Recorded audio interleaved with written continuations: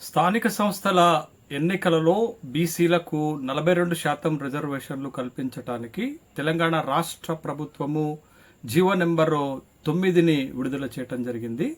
GO number 9లో బీసీలకు 42% రిజర్వేషన్లను, SC ఎస్టీలకు 27% రిజర్వేషన్లను, అంటే మొత్తము 69% రిజర్వేషన్ల కల్పించేటటువంటి జీవోని విడుదల చేసినటువంటి సందర్భంలో జీవోలో రిజర్వేషన్ల పరిమితి 50%కి దాటిపోయింది అనేటటువంటి ఆరోపణతోటి రెడ్డి జాగృతి సంస్థకు చెందినటువంటి బి మాధవ్ రెడ్డి తెలంగాణ హైకోర్టులో జీవో నెంబర్ 9 పైన కేసు వేయడం జరిగింది. ఆ కేసుని విచారణకు స్వీకరించినటువంటి గౌరవ తెలంగాణ హైకోర్టు ధర్మాసనము అక్టోబర్ 8వ తారీఖు నాడు, అక్టోబర్ 9వ తారీఖు నాడు విచారణ చేపట్టింది. విచారణ చేపట్టి అక్టోబర్ 9వ తారీఖు నాడు జీవో నెంబర్ 9 అమలు పైన స్టే విధించడం జరిగింది.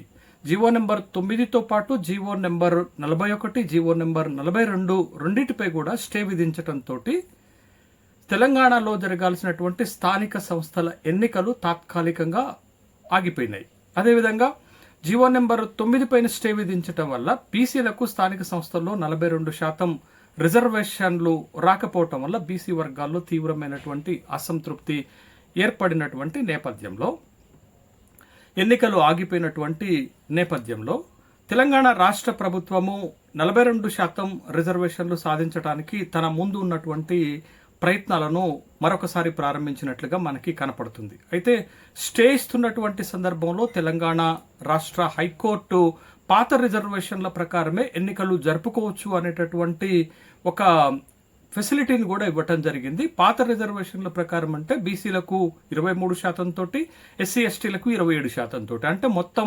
50% తోటి రిజర్వేషన్లతోటి మీరు స్థానిక సంస్థల ఎన్నికలను జరుపుకోవచ్చు అనేటటువంటి ఒక వెసులుబాటును కూడా ఇవ్వటం జరిగింది. అయితే రాష్ట్ర ప్రభుత్వము బీసీలకు 42% రిజర్వేషన్లు ఇవ్వాలనేటటువంటి కృతనిశ్చయంతో ఉన్నటువంటి నేపథ్యంలో పాత రిజర్వేషన్లతోటి ఎన్నికలు జరపడానికి రాష్ట్ర ప్రభుత్వం ఇష్టపడటం లేదు. కాబట్టి రాష్ట్ర ప్రభుత్వం తన ముందున్నటువంటి ప్రత్యామ్నాయ మార్గాలలో సుప్రీంకోర్టులో స్పెషల్ లీవ్ పిటిషన్ తోటి సుప్రీంకోర్టుకి వెళ్లాలనేటటువంటి నిర్ణయాన్ని రాష్ట్ర ప్రభుత్వం తీసుకున్నట్లుగా తెలుస్తుంది.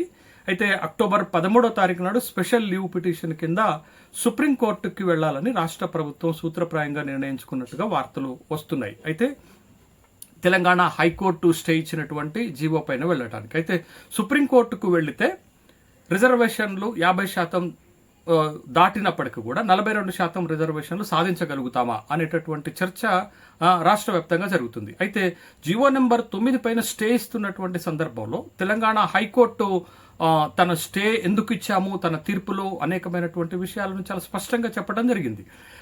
మీరు 2010 సుప్రీంకోర్టు ఇచ్చినటువంటి గైడ్ లైన్స్ అయినటువంటి ట్రిపుల్ టెస్ట్ని ఫాలో కాలేదు. మీరు ఇచ్చినటువంటి జీవో చట్టబద్ధమైనది కాదు, చట్టబద్ధత లేదు.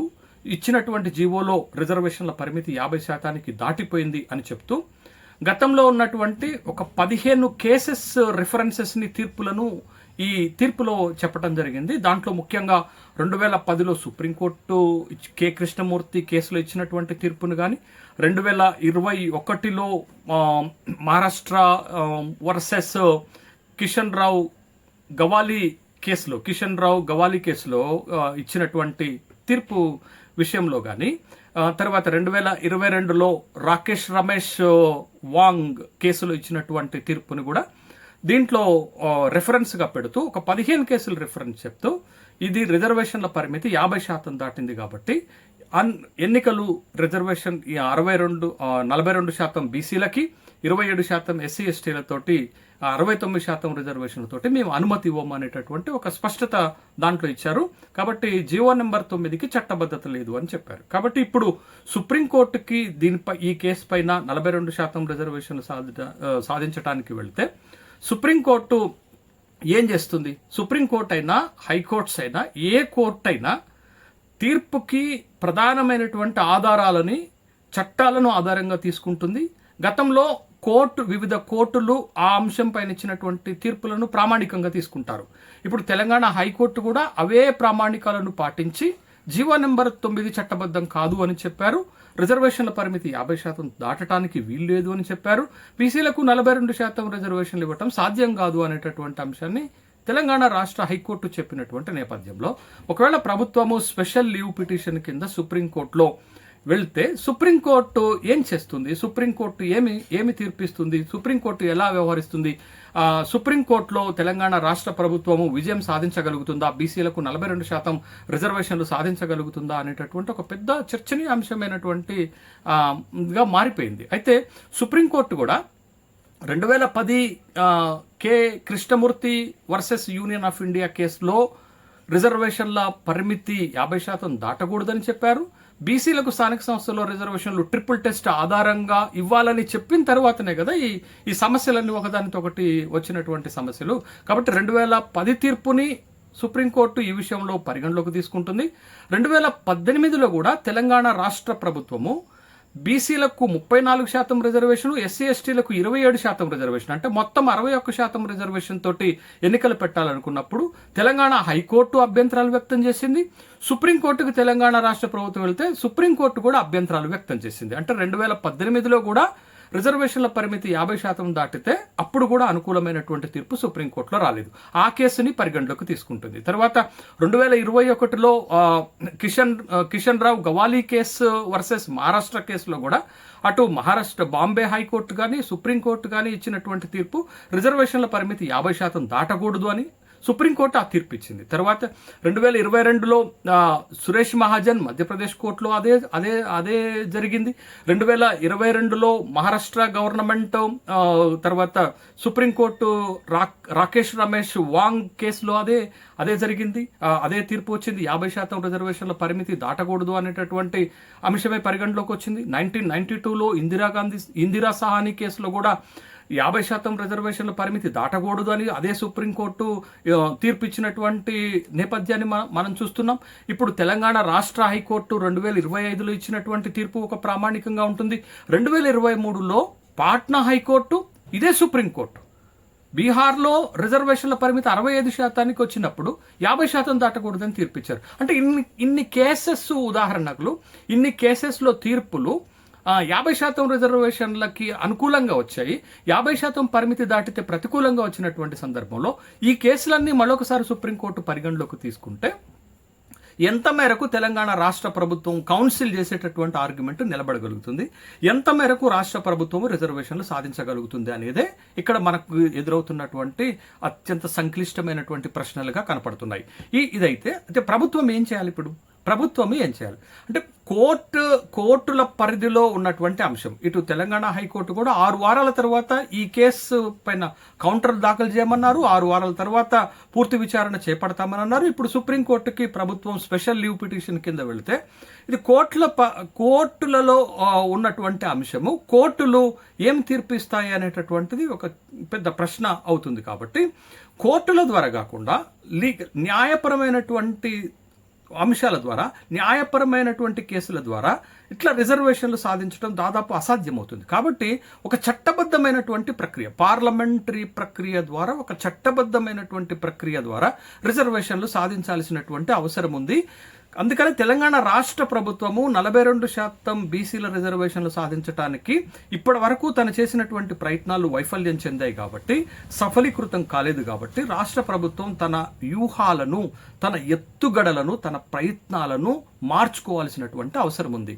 అయితే మొట్టమొదటిగా రాష్ట్ర ప్రభుత్వం చేయాల్సినటువంటి ఒక ప్రక్రియ ఏంటి అనంటే, మొదటిగా నెంబర్ 1గా రాష్ట్ర ప్రభుత్వము పార్లమెంటరీ ప్రక్రియ ద్వారా చట్టబద్ధంగా రిజర్వేషన్లు సాధించేటటువంటి ప్రయత్నం చేయాలి. తమిళనాడు ఎక్స్పీరియన్సెస్ని బేస్ చేసుకుని తమిళనాడులో 69% రిజర్వేషన్లు సాధించడానికి అక్కడ ఉన్న పార్టీలు, నాయకులు, ప్రభుత్వము ఏ విధంగా అయితే అప్రోచ్ అయ్యారో, ఏ విధమైన ల్యాబింగ్ చేశారో, ఏ విధంగా ముందుకెళ్లారో ఆ తరహాలో ఆ అనుభవాన్ని దృష్టిలో పెట్టుకుని రాష్ట్ర ప్రభుత్వం కూడా ఒక పార్లమెంటరీ ప్రక్రియ ద్వారా చట్టబద్ధంగా కేంద్ర ప్రభుత్వ సమన్వయంతో, సహకారంతో రిజర్వేషన్లు సాధించాల్సినటువంటి అవసరం ఉంది. ఇది ఒక మార్గం. తరువాత రెండోది, కేంద్రం మనం పంపినటువంటి బిల్లులను లెక్క చేయకపోయినా, పరిగణలోకి తీసుకోకపోయినా, రాష్ట్రంలో ఉన్నటువంటి అన్ని పార్టీలతోటి ఒక బలమైనటువంటి అఖిలపక్షంగా ఏర్పాటి, తరువాత ఒక న్యాయ రాజ్యాంగబద్ధమైనటువంటి నిపుణులతోటి ఒక ఎక్స్పర్ట్ కమిటీని వేసి ఎక్స్పర్ట్ కమిటీ సూచనలు అఖిల పక్షం యొక్క తర్వాత లాబియింగ్ తోటి కేంద్ర ప్రభుత్వం పైన ఒత్తిడి చేసి ఎందుకు మేము రిజర్వేషన్లు పెంచాల్సి వచ్చిందో కేంద్ర ప్రభుత్వాన్ని ఒప్పించేటటువంటి ఒక లాబియింగ్ చేయటం ద్వారా రిజర్వేషన్లు సాధించుకునేటటువంటి అవకాశం ఉంది. మూడో అంశంగా మనం చేయాల్సినటువంటి ప్రయత్నం ఏంటి అంటే ఇప్పటి వరకు తెలంగాణ రాష్ట్ర ప్రభుత్వం నియమించినటువంటి డెడికేటెడ్ కమిషన్ బీసీలకు స్థానిక సంస్థల్లో 42% రిజర్వేషన్లు సాధించడానికి డెడికేటెడ్ కమిషన్ చేసినటువంటి భూసాని వెంకటేశ్వరరావు డెడికేటెడ్ కమిషన్ చేసినటువంటి సిఫారసులు బలహీనంగా ఉన్నాయి. రిజర్వేషన్లు సాధించేటటువంటి బలము సత్తా ఆ సిఫారసులు లేదు. కాబట్టి మరొకసారి డెడికేటెడ్ కమిషన్ నియమించి ఆ డెడికేటెడ్ కమిషన్ సిఫారసుల మేరకు ఒక బలమైనటువంటి ప్రామాణికమైనటువంటి సూచనలు తీసుకొని వచ్చి ఆ సూచనల మేరకు రిజర్వేషన్లు సాధించేటటువంటి ప్రయత్నం చేయాలి. దాంట్లో భాగంగా ఏంటి అంటే 42 బీసీల రిజర్వేషన్లను ప్రస్తుతం ఉన్నటువంటి 23% నుంచి 42% మేము ఎందుకు పెంచుతున్నామో ఒక ప్రామాణికమైనటువంటి సూచన, ఒక బలమైనటువంటి సూచనలు డెడికేటెడ్ కమిషన్ చేయాలి. ఇవాళ తెలంగాణ రాష్ట్రంలో 134 బీసీ కులాలు ఉంటే 80 కులాలు ఇప్పటి వరకు సర్పంచ్ పదవులను కైవసం చేసుకోలేదు, పోటీని చేయలేదు. 50 కులాలకు అసలు వార్డు మెంబర్ స్థాయి కూడా దక్కలేదు, వార్డు మెంబర్ పదవులు అవకాశాలు కూడా దక్కలేదు. కాబట్టి ఈ వెనుకబాటుతనాన్ని అంటే కింది వర్గాలు బీసీలో ఉన్నటువంటి 134 కులాలలో 10-15 కులాలు మాత్రమే ఇప్పటి వరకు ఉన్నటువంటి 34%, 23% రిజర్వేషన్ ని పొందాయి, అనుభవించాయి. కాబట్టి ఈ వెనుకబాటుతనాన్ని ప్రామాణికంగా చూపెట్టి ఈ కింది వర్గాలకు కూడా అంటే 1వ కులం నుంచి 134 కులం వరకు రిజర్వేషన్ల ఫలాలు అందటానికి సామాజిక న్యాయం కోసమే మేము రిజర్వేషన్ల పరిమితిని 23% నుంచి 42% పెంచుతున్నామనేటటువంటి ఒక బలమైనటువంటి డెడికేటెడ్ కమిషన్ సిఫారసులను కేంద్ర ప్రభుత్వం ముందు పెట్టి కేంద్ర ప్రభుత్వాన్ని ఒప్పించేటటువంటి ప్రయత్నం చేయాలి. ఈ 3 ప్రయత్నాలతోటి మనం రిజర్వేషన్లు సాధించగలుగుతాం. న్యాయ ప్రక్రియ ద్వారా రిజర్వేషన్లు సాధించటం దాదాపు అసాధ్యం. కాబట్టి సుప్రీంకోర్టులో కానీ హైకోర్టులో కానీ రాష్ట్ర ప్రభుత్వం చేస్తున్నటువంటి ప్రయత్నాలు కాలయాపనగా మారిపోతాయి. స్థానిక సంస్థల ఎన్నికలు నిర్వహణకు మరింత ఆలస్యమవుతుంది. రిజర్వేషన్లు సాధించటం కూడా ఆ మార్గాల ద్వారా క్లిష్టతరం అవుతున్నటువంటి నేపథ్యంలో ప్రభుత్వము తన ఎత్తుగడలను తన వ్యూహాలను మార్చుకోవాల్సినటువంటి అవసరం ఉంది. దాంట్లో భాగంగానే పార్లమెంటరీ ప్రక్రియ చట్టబద్ధంగా రిజర్వేషన్లు సాధించటానికి కేంద్ర ప్రభుత్వ సహకారం కోరాలి, సమన్వయంతో పనిచేయాలి. అదేవిధంగా బలమైనటువంటి అఖిల పక్షాన్ని తర్వాత ఎక్స్పర్ట్స్ కమిటీని ఏర్పాటు చేసి కేంద్ర ప్రభుత్వం పైన ఒత్తిడి తీసుకొచ్చి కేంద్ర ప్రభుత్వాన్ని ఒప్పించాలి. మూడోది బలమైనటువంటి డెడికేటెడ్ కమిషన్ సిఫార్సులతోటి చట్టబద్ధంగా రిజర్వేషన్లు సాధించడం సాధ్యమవుతుంది. ఇది మీరు ఈ దేశంలో జరిగిన ఏ కోర్టు తీర్పులలో కానీ ఏ చట్ట పరిధిలో కానీ ఈ అనుభవాలన్నీ మన ముందున్నాయి. అత్యంత గ్రేట్ గా మనకు ముందున్నటువంటి అనుభవం తమిళనాడు అనుభవం. తమిళనాడులో 69% రిజర్వేషన్లు సాధించుకొని 9వ షెడ్యూల్లో పెట్టే ప్రక్రియ ఎట్లా ఉందో ఆ విధమైనటువంటి ప్రక్రియ, అంతకంటే మెరుగైనటువంటి ప్రక్రియను తెలంగాణ ప్రభుత్వం ముందుకు తీసుకొచ్చినప్పుడే బీసీలకు చట్టసభల్లో బీసీలకు స్థానిక సంస్థల్లో 42% రిజర్వేషన్లు సాధించడానికి వీలవుతుందనేటటువంటి విషయాన్ని గమనించాలి. కాబట్టి ఈ న్యాయ ప్రక్రియ ద్వారా కోర్టు కేసుల ద్వారా రిజర్వేషన్లు సాధించడం దాదాపు అసాధ్యమైనటువంటి విషయాన్ని రాష్ట్ర ప్రభుత్వం గుర్తెరిగితే మంచిది. ఇప్పటికే బీసీలకు తీవ్రమైనటువంటి అన్యాయం జరిగింది. ఇప్పటికే స్థానిక సంస్థల్లో వచ్చినటువంటి రిజర్వేషన్లని 34% రిజర్వేషన్లు నిలబెట్టుకోలేకపోయినాం.